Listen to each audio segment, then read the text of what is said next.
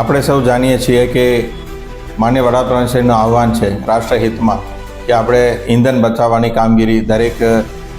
રીતે કરવાનું છે. તો સુરત મહાનગરપાલિકાએ પણ એમાં સહભાગી થવાની નક્કી કર્યું છે અને એની અંતર્ગત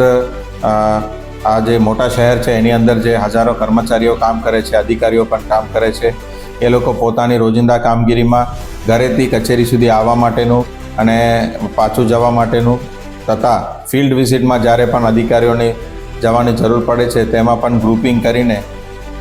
જે ગાડીઓની શેરિંગ કારપુલિંગ કરવાની નક્કી કર્યું છે. એ સાથે સાથે ઈ વ્હીકલનો વધુ પ્રમાણમાં ઉપયોગ કરવાનું પણ નક્કી કર્યું છે અને દરેક જે છે